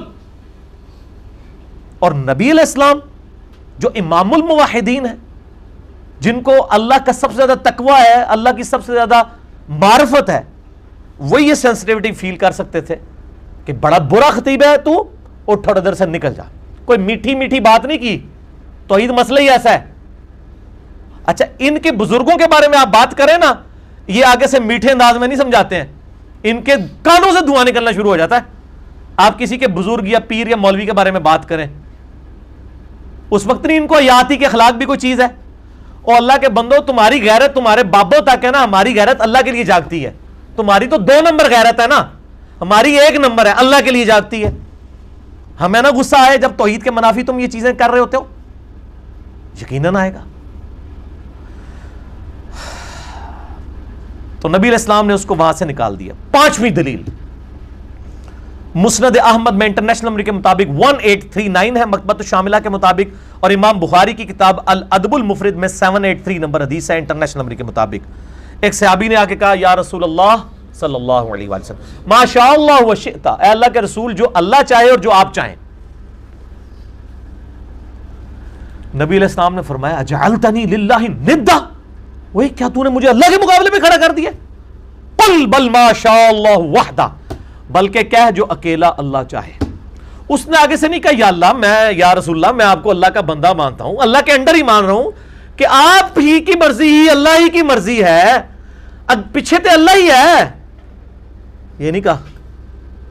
یہ آج کے مسلمان تو یہی دلائل رکھتا نا, یا رسول اللہ میں نے آپ کو خدا تو نہیں مانا, میں نے یہی کہا جو اللہ چاہے اور جو آپ چاہیں. اس کا یہ مطلب نہیں, آپ ذرا سمجھیں, یہ مطلب میں آپ کو سمجھاتا ہوں, مجھے میرے علماء اور بزرگوں نے سکھایا صدیوں سے, میں آپ کو بتاتا ہوں اس کا مطلب کیا ہے. اس کا مطلب یہ ہے کہ آپ اللہ کے بندے ہی ہیں, لیکن اللہ کی اطاعت سے, آپ اللہ کی اطاعت سے ہی کر رہے ہیں. ہم آپ کو مستقل بذات نہیں مان رہے, آپ کا ہم ذاتی نہیں مان رہے, عطائی مان رہے ہیں, اور آپ کا غیر محدود نہیں مان رہے, محدود ہی مان رہے ہیں. یہ ساری کہانیاں جہاں تھوڑے بابے نے تمہیں سکھائیاں نے نا, یہ کسی سے ابھی دماغ چ نہیں سن. تو نے مجھے اللہ کے مقابلے پر کھڑا کر دیا. قل بل ما شاء اللہ وحدہ, بلکہ کیا اکیلا جو اللہ چاہے. ہوں سمجھ آیا کہ ریڈ بیک گراؤنڈ کیوں ہے پیچھے. ٹھیک ہے, ہوں ایتھے تو میں سرخی نہیں لیا سکتا, ایتھے تو لیا سکنا نا اپنے غصے کے اظہار کے لیے, غصہ اللہ اور اس کے رسول کے لیے. بخاری مسلم میں حدیث ہے کہ ایمان کی حلاوت اسی نے چکھی جس کی 3 نشانیاں. اب آپ خود چیک کر لیں, میری تو آپ خود چیک کر سکتے ہیں یہاں بیٹھے ہوئے بھی اور عام حالت میں بھی. اللہ اور اس کا رسول اسے سب سے بڑھ کر محبوب ہوں, کوئی بزرگ بابا کوئی رشتہ دار نہیں, اللہ اور اس کا رسول.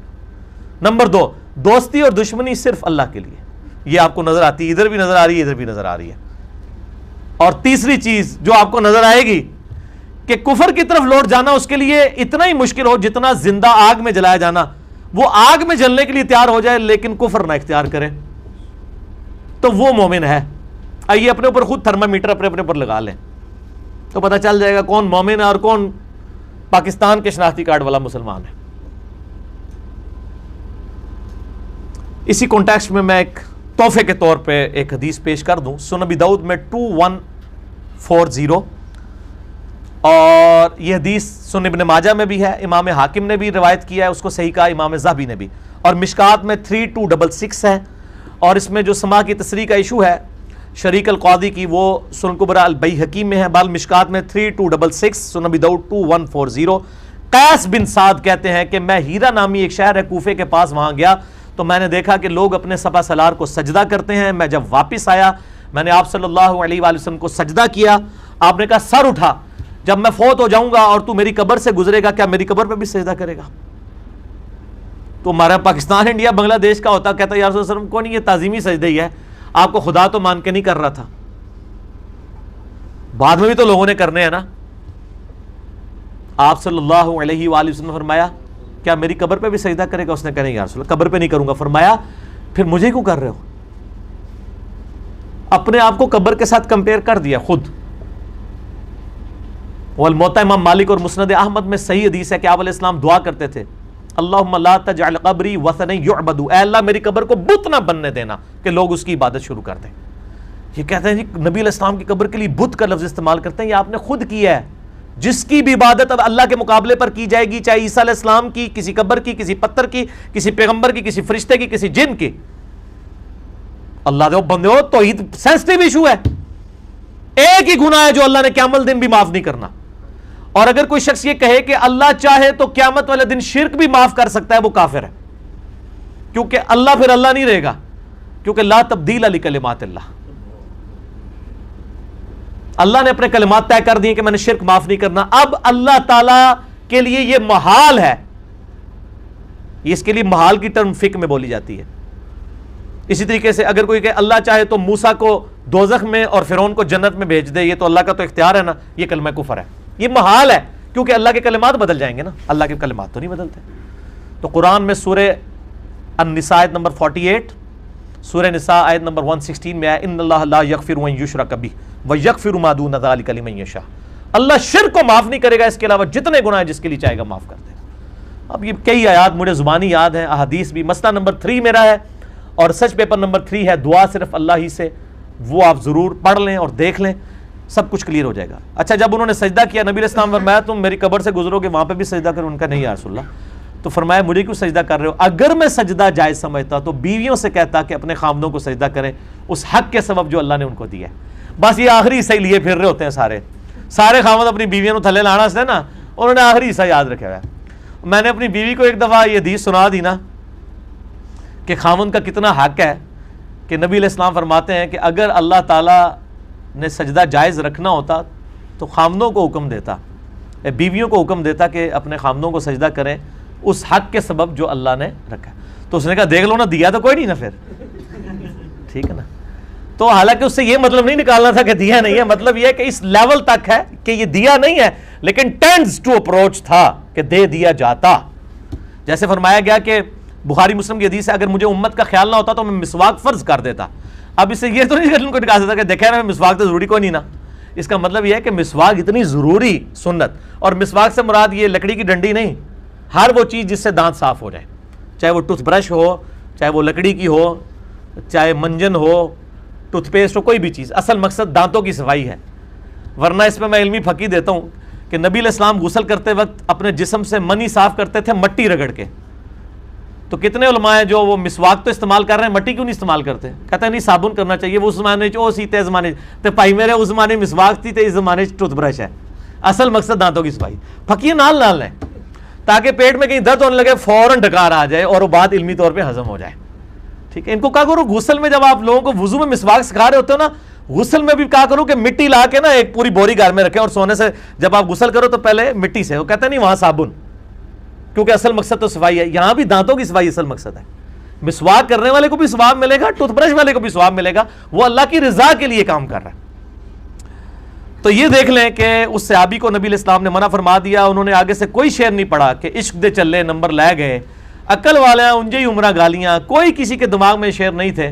اور عشق دے چلے نمبر نہیں رہ گئے, عشق دے چلے اتنے بھی نچدے رہ گئے تے اگے بھی جناب دوزخ نچن گے جا کے. عشق دے چلے نہیں, عقل والے. نبی علیہ السلام کو کہا گیا ہے نبی دعا کیجیے اللہ میرے علم میں اضافہ کر, میرے عشق میں اضافہ کر, کہیں نہیں آیا ربی زدنی علما. پھر قرآن میں ہے قل هل يستوي الذين يعلمون والذين لا يعلمون انما يتذكر اولو الالباب. اے نبی علیہ السلام فرما دیجئے علم والے اور علم بغیر علم والے برابر نہیں ہو سکتے, نصیحت تو حاصل نہیں کرتے مگر عقل والے, چلے نہیں عقل والے. پھر آیا انما یخشى اللہ من عباده العلماء, اللہ کی معرفت اور خشیت صرف اہل علم کو ہے, چلے انہوں نہیں ہے. اللہ دے بندے وہ چلے جڑے وہ تو رہ ہی گئے. اور دیکھ لیں ادھر بھی رہ گئے اور آخرت میں بھی ان کی ہوائیاں اڑ جانی ہے کہ یار ہم تو پتہ نہیں کیا قائد بنائے بیٹھے ہوئے تھے اور یہ کیا سے کیا نکل گیا. اب اگلی آیات کور کرتے ہیں جلدی سے اور پھر انشاءاللہ تعالیٰ اس ٹاپک کو کنکلوڈ کر لیتے ہیں. میں چاہ رہا ہوں کہ مسئلہ نمبر 198 میں یہ دونوں ٹاپک آ جائیں, پھر الگ سے مسئلہ نہ ریکارڈ کروانا پڑے. اب دوسرا اہم ٹاپک اس حوالے سے آ رہا ہے کہ سورہ الزمر کی آیت نمبر ہے 38, وَلَئِن سَأَلْتَهُمْ مَنْ خَلَقَ السَّمَاوَاتِ وَالْأَرْضِ. اے نبی علیہ السلام اگر آپ ان سے پوچھیں بتاؤ زمین و آسمان کو کس نے بنایا ہے, لَيَقُولُنَّ اللَّهُ, تو یہ کہیں گے کہ یہ ضرور اللہ نے بنایا ہے. انڈیا, پاکستان, بنگلہ دیش, سب کانٹیننٹ اور افغانستان کے عالم کہتے ہیں اور یہاں کے بزرگ کہتے ہیں کہ یہ قرآن جن پہ نازل ہوا وہ تو اللہ کو ہی نہیں مانتے تھے, اور نبی علیہ السلام کو قرآن میں کہا جا رہا ہے کہ آپ ان کافروں سے پوچھیں مشرکین عرب سے کہ یہ زمین و آسمان کس نے بنایا ہے, تو کہیں گے اللہ نے. قل افرأیتم ما تدعون من دون اللہ, اے نبی علیہ السلام ان سے فرمائیے ذرا بھلا دیکھو تو کہ جب تم اللہ کو مان رہے ہو کہ زمین و آسمان کا خالق اللہ ہے, ما تدعون من دون اللہ, کہ جن ہستیوں کو تم اللہ کے مقابلے پر پکار رہے ہو, عبادت کا لفظ نہیں آیا, پکارنے کا آیا, دعا کر رہے ہو ان سے, کیونکہ الدعاء هو العبادہ. مسئلہ نمبر 3 میرا دعا صرف اللہ ہی سے دیکھ لیں. یہ دعا کا ترجمہ نا ہمیشہ یہ یہاں پہ بھی دیکھیں پیر کرم شاہ صاحب نے بھی ترجمہ چینج کر دیا ہے کہ بھلا بتاؤ جن ہستیوں کو تم پوج رہے ہو, کیونکہ ان کو پتا ہے دعا کر دیا تو ساڑھے سارا فارغ ہو جانا ہے پورا مسئلہ کی. پوجنا, جہاں جہاں دعا آیا نا انہوں نے پوجنا ترجمہ کیا ہے, حالانکہ پوجنے کے لیے تو تعبدون لفظ آتا ہے یہاں پہ, ما تعبدون من دون اللہ.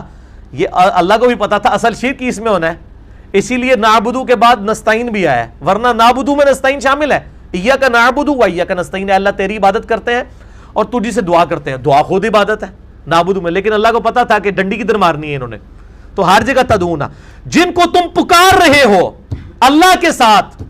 ان ارادنی اللہ بضر, اگر اللہ ارادہ کر لے مجھے تکلیف پہنچانے کا, حل ہن کاشفات الضر, تو کیا تمہاری یہ ہستیاں ان تکلیفوں کو دور کر سکتی ہیں. او ارادنی برحمہ, یا اگر اللہ میرے لیے رحمت کا فیصلہ کر لے, حل ہن ممسکات رحمتی, کیا یہ ہستیاں اللہ کی رحمت کو روک سکتی ہیں. قل حسبی اللہ, اے نبی علیہ السلام فرمائے مجھے اللہ ہی کافی ہے. علیہ یتوکل المتوکلون, توکل کرنے والوں کو صرف اسی ہستی پر ہی توکل کرنا چاہیے. اب اندازہ لگا لیں کہ نبی علیہ السلام کے ذریعے کہا جا رہا ہے کہ اگر اللہ تعالیٰ ارادہ کرے یہ ساری ہستیاں مل کے کچھ نہیں کر سکتی, اور اگر اللہ تکلیف دینا چاہے تو یہ روک نہیں سکتی. اب یہ ایک ٹاپک بہت لمبا ہے, میں اس پہ بولوں تو پھر گھنٹوں چاہیے. مسئلہ میرا 3 جو ہے دعا صرف اللہ ہی سے, وہ آپ ضرور دیکھیں, اور اسی کی ایکسٹینشن ہے وسیلہ اور توسل کے صحیح احکام و مسائل, مسئلہ نمبر 43 اہل سنت پاک.com پہ. اگلی آیات بھی کور کر لیں. قل یا قوم اعملوا علی مکانتکم, اے نبی علیہ السلام فرما دیجئے میری قوم تم اپنے اعمال کیے جاؤ, انی عامل, میں بھی اپنے اعمال کرتا ہوں, فسوف تعلمون, ان قریب تمہیں پتہ چل جائے گا کون حق پر ہے, لیکن اس وقت پتہ لگنے کا فائدہ نہیں ہے. من یاتیہ عذاب یخزیہ, کہ کس پر آتا ہے وہ عذاب جو اسے رسوا کر دے, ویحل علیہ عذاب مقیم, اور کون ایسا شخص ہے جس پہ اللہ کی طرف سے ہمیشہ کا عذاب حلال ہو جائے گا. انا انزلنا علیک الکتاب للناس, بے شک ہم نے یہ کتاب ہے نبی علیہ السلام آپ پر نازل کی ہے لوگوں کے لیے, بالحق, حق کے ساتھ, یعنی پرپسفل با مقصد کتاب ہے, جو سورہ بنی اسرائیل میں آیا وبالحق انزلناہ وبالحق نزل, قرآن پرپسفل اترا, حق کے ساتھ اترا اور حق لے کر اترا. فَمَنِ اهْتَدَىٰ فَلِنَفْسِهِ، تو دیکھو جو کوئی ہدایت پر آ جائے گا وہ اپنی جان کا بھلا کرے گا. وَمَنْ ضَلَّ، اور جو کوئی گمراہ رہنا چاہے فَإِنَّمَا يَضِلُّ عَلَيْهَا، تو اس کی گمراہی کا وبال بھی اس پہ ہوگا. یعنی اے نبی علیہ السلام ان کو کہہ دیجئے اگر آپ ہماری بات نہیں قبول کرتے، میری دعوت قبول نہیں کرتے، مجھے کوئی فرق نہیں پڑنا. قبول کرو گے فائدہ تمہارا ہے، نہیں کرو گے نقصان تمہارا ہے. وَمَا أَنْتَ عَلَيْهِمْ بِوَكِيلٍ، اور اے نبی علیہ السلام فرما دیجئے میں تم پر داروغہ بنا کر نہیں بھیجا گیا، میں تمہارا وکیل نہیں ہوں. ٹھیک ہے جی. اس کانٹیکسٹ میں وہ 2 آیتیں اور 1 حدیث کور کر دوں تاکہ مسئلہ کلیئر ہو جائے. اس آیت سے بالکل کلیئر ہو گیا کہ مشرکین عرب اللہ کو مانتے تھے لیکن اللہ کے ساتھ اور ہستیوں کو شریک کرتے تھے. لہٰذا یہ دنیا کا سب سے بڑا جھوٹ جو انڈیا، پاکستان، بنگلہ دیش میں کروڑوں لوگوں کو پڑھایا گیا، او جی اللہ نہیں سن مندے، اس واسطے قرآن دی آیات کافراں دے بارے چ نے. اللہ کو مانتے تھے، وہ تواڈے لئی کام کرتے سن. اللہ کو مانتے تھے، ساتھ اور ہستیاں شامل کرتے تھے. اور میں یہ ثبوت پیش کرنے لگا ہوں. کراس ریفرنس سورہ یونس کی آیت نمبر 18 نکالیں جی، سخت ترین آیت اس حوالے سے. سورہ یونس آیت نمبر 18 آپ کے پیج نمبر ہے 211، 211 نمبر پیج میں بالکل سینٹر میں ہے. وَيَعْبُدُونَ مِن دُونِ اللَّهِ، یہ عبادت کرتے ہیں اللہ کے علاوہ اور ہستیوں کی. مَا لَا يَضُرُّهُمْ وَلَا يَنْفَعُهُمْ، جو نہ ان کو تکلیف دے سکتی ہیں اور نہ نفع. وَيَقُولُونَ، اور یہ کہتے ہیں هَؤُلَاءِ شُفَعَاؤُنَا عِندَ اللَّهِ، یہ ہم ان ہستیوں کو نہیں پوچھ رہے، یہ ہستیاں اللہ کے حضور ہماری شفاعت کر دیں گی. ہم کب شیخ عبد القادر جیلانی کو مدد کے لیے پکار رہے ہیں؟ ہم تو وسیلہ اختیار کر رہے ہیں کہ وہ حضور اللہ کے حضور دعا کریں گے اور پیچھے اللہ ہی ہے. اچھا جب ہم کہتے ہیں سنت پہ چلیں اور آپ اپنے بزرگوں کے، او جی اے امام اور بزرگوں کے پیچھے نبی علیہ السلام ہی ہے، نبی بھی پیچھے اللہ بھی پیچھے تھے، اگے تو آڑے بنائے ہوئے. اللہ ہمارا ہے کہ یہ کہتے ہیں کہ یہ ہستیاں جو ہے نا یہ ہمیں اللہ کے قریب کر دیں گی، اللہ ہی سب کچھ کرتا ہے جی. اور کون کہتا ہے جی اللہ نہیں کرتا، اللہ ہی کرتا ہے نا جی. دیکھ لو وہی بات ہے. اب اللہ تعالیٰ جواب کیا دے رہا ہے؟ قُلْ أَتُنَبِّئُونَ اللَّهَ بِمَا لَا يَعْلَمُ فِي السَّمَاوَاتِ وَلَا فِي الْأَرْضِ، اے نبی ان سے فرماؤ کیا تم اللہ کو وہ بات بتانا چاہتے ہو جو اللہ کے علم میں تو کوئی نہیں ہے آسمانوں اور زمین کے اندر. اللہ کے علم میں، اللہ کے کاغذوں میں، اے پنجابی صحیح ترجمہ ہوئے گا، اللہ کے کاغذ تے پائی کوئی ایسی ہستی نہیں ہے. اور کتنے سخت الفاظ ہیں. اللہ کہہ رہا ہے میرے علم میں تو کوئی ایسی بات نہیں کہ میں نے کسی کو کوئی اتھارٹی لاٹ کی ہو کہ پیچھے میں ہی آتے اگے تو ہے. میرے علم میں ایسی کوئی بات نہیں ہے. سبحانہ وتعالی عما یشرکون، اور اللہ بڑا پاک ہے، اس کی ذات بہت بلند ہے اس شرک سے جو تم کر رہے ہو. اللہ تو بہت بلند ہے. یہ کن ہستیوں کو تم نے یہ کلیم کر لیا کہ یہ اللہ کے حضور ہمیں قریب کر دیں گے؟ اور اسی سے ملتی جلتی آیت سورہ الزمر کی شروع کی آیت تھی، آیت نمبر 3 آپ کے پیج پہ 459 نمبر پیج ہے، سورہ الزمر کی آیت نمبر 3. الا للہ الدین الخالص، آگاہ ہو جاؤ کہ خالص کر لو اپنے دین کو کمٹمنٹ کے ساتھ صرف اللہ کے لیے. والذین اتخذوا من دونہ اولیاء، اور وہ لوگ جنہوں نے اولیاء بنا لی ہیں اللہ کے مقابلے پر. یہ بھی اولیاء ہی بنائے ہوتے ہیں نا، دیکھ لیں اولیاء کا لفظ یہ ہے، اللہ کے مقابلے میں اولیاء بنا لیے ہوئے ہیں. ما نعبدہم الا لیقربونا الی اللہ زلفا، وہ کہتے ہیں ہم ان ہستیوں کی عبادت نہیں کر رہے ہیں مگر سوائے اس لیے کہ یہ ہمیں اللہ کی طرف کر دیں گی، اللہ کے ساتھ قریب کر دیں گی. لیقربونا الی اللہ زلفا، ہم اس لیے ان کے نام کے وہ نظر نیازیں اور چڑھاوے چڑھاتے ہیں، یہ ہمیں اللہ کے قریب کر دیں گے. ان اللہ یحکم بینہم فیما ہم فیہ یختلفون، اللہ تعالیٰ فیصلہ کر دے گا جو کچھ یہ اختلاف کر رہے ہیں. ان اللہ لا یہدی من ہوا کاذب کفار، لیکن ان کا حال یہ ہے کہ اللہ تعالیٰ ایسے جھوٹوں کو، ایسے ناشکروں کو کبھی ہدایت نہیں دے گا جو اللہ کے مقابلے پہ اور ہستیوں کے ساتھ عقیدہ بنائے ہوئے ہیں. یہ اللہ کی ناشکری ہے کہ آپ اللہ کو چھوڑ کے ان ہستیوں کے ساتھ عقیدے بنائے بیٹھے ہوئے. اور آخر میں ایک حدیث صحیح مسلم کی حدیث، تو پھر آپ کو پتہ ہے نا وہ زیادہ کھول کے معاملے کو بیان کرتی ہے.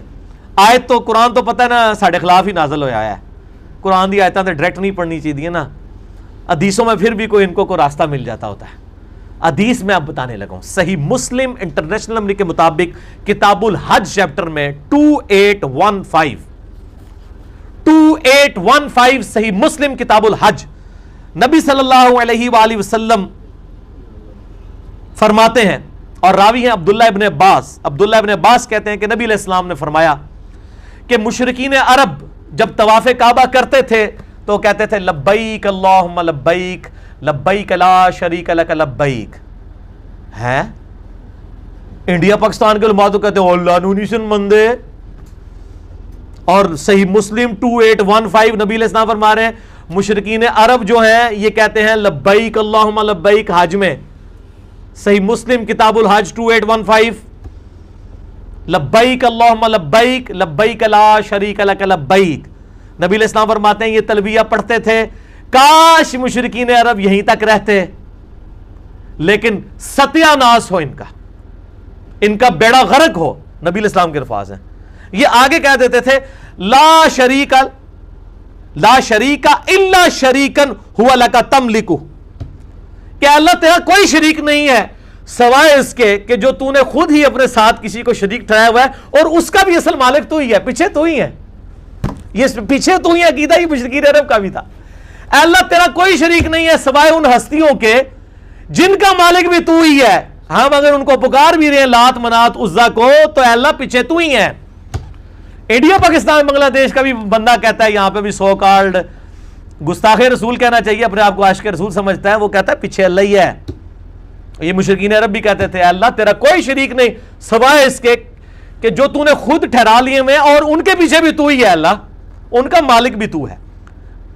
لا شریک الا شریکن ہوا لک تملکو تیرا کوئی شریک نہیں سوائے اس کے کہ جس کو تو نے اختیار دیا ہوا ہے اور اس کا مالک بھی تو ہی ہے. جیسے کہتے ہیں وہ شیخ عبد القادر جیلانی کے پیچھے بھی اللہ ہی ہے, اللہ نے ان کو اختیار دیا ہوا ہے. یہ ان کو پتہ چل جائے گا شیخ عبد القادر جیلانی ہوں مولا علی علیہ السلام ہوں یہ باقی ہستیاں قیامت والے دن ان کے دشمن بن جائیں گے کیونکہ انہوں نے تو یہ تعلیمات نہیں دی ہیں. اسی کانٹیکسٹ میں میرا لیکچر ہے مسئلہ نمبر 121 کہ یہ ہستیاں قیامت والے دن دشمن ہو جائیں گی اپنے ہی ماننے والوں کی جو سو کالڈ نام نہاد ماننے والے تھے اور اللہ کے ساتھ مل کے ان کو دوزخ میں پھینکوائیں گی. مسئلہ 121 اہل سنت پاک.com پہ. اور آج کا ہمارا یہ مسئلہ نمبر انشاءاللہ 198 ہوگا اسپیشل لیکچر. اللہ تعالیٰ سے دعا ہے جو حق بات میں نے کہی اللہ تعالیٰ ہمارے دلوں میں راسخ فرمائے. اگر جس بات میں میرے منہ سے کوئی غلط بات نکل گئی تو اللہ تعالیٰ ہمارے دلوں سے محو کر دے, ہمیں کتاب و سنت کی تعلیمات پر عمل کر کے دوسرے بھائیوں تک پہنچانے کی توفیق عطا فرمائے. ایک دفعہ دروشی پڑھیں اللہم صلی علی محمد وعلی آل محمد کما صلیت علی ابراہیم وعلی آل ابراہیم انک حمید مجید. اللہم بارک علی محمد وعلی آل محمد کما بارکت علی ابراہیم وعلی آل ابراہیم انک حمید مجید. سبحانک اللہم وبحمدک اشہد ان لا الہ الا انت استغفرک واتوب الیک وما علینا الا البلاغ المبین. جزاکم اللہ خیرا واحسن الجزاء.